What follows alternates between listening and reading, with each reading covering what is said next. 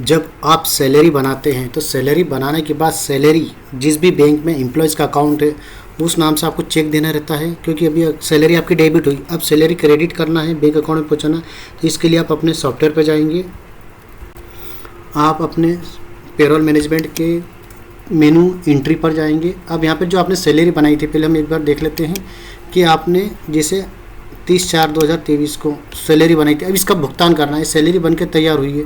अब जब हम इसका भुगतान करेंगे या पेमेंट करेंगे तो उस केस में आपको क्या सैलरी चेक एंट्रीज पर जाना है, क्योंकि हम पेमेंट कर रहे हैं। तो सैलरी चेक एंट्री पर गए, यहाँ पर आपने ईयर और आपने अप्रैल माह की सैलरी बनाई थी, जिस भी महीने की सैलरी आपको बनाना है।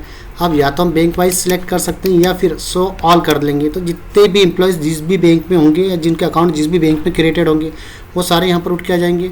अब आप पेमेंट किस बैंक से कर रहे हैं, ये आपकी बैंक होगी जहाँ से आप पेमेंट कर रहे हैं। मान लीजिए आपने SBI नंबर 123456 से पेमेंट करा, यहाँ पे आपको डिटेल्स आपका टोटल अमाउंट उठ के आ जाएगा। यहाँ पे विवरण आपका डिटेल्स आ जाएगी, सैलरी फॉर अप्रैल।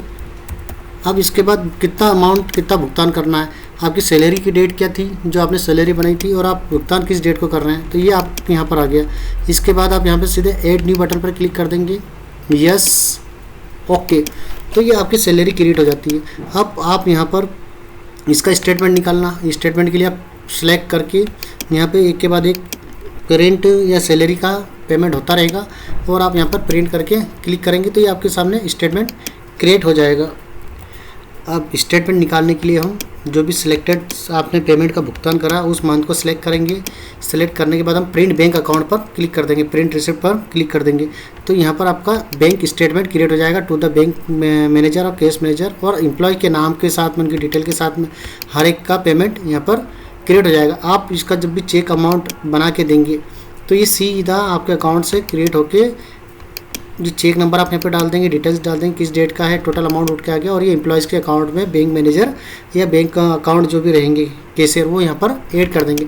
इस तरह से पेमेंट का एम्प्लॉयज़ का पेमेंट भुगतान यहाँ से हो जाएगा। उसके बाद आप रिपोर्ट में जाकर हर एक की इन्फॉर्मेशन सर्च कर सकते हैं, पेमेंट का भुगतान हुआ या नहीं हुआ। इसके लिए आप रिपोर्ट पर जाकर अकाउंट में जाकर लेज़र चेक कर लेंगे।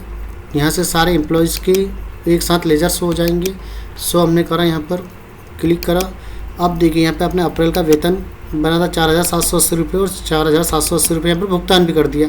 तो ये ऑटोमेटिकली डेबिट और क्रेडिट जैसे आप सैलरी बनाएंगे उनका पेमेंट का चेक से पेमेंट करेंगे, कैश से करेंगे, तो ये ऑटोमेटिकली उनके यहाँ पर हर एक एम्प्लॉयज़ के सैलरी स्टेटमेंट क्रिएट हो जाएगा। इस तरह से आपका यहाँ पर 4050 का पेमेंट भुगतान हुआ है। इस तरह से आप यहाँ पर पूरी डिटेल्स जनरेट कर सकते हैं। अधिक जानकारी के लिए आप संपर्क करें future improve software Ujjain. Thank you.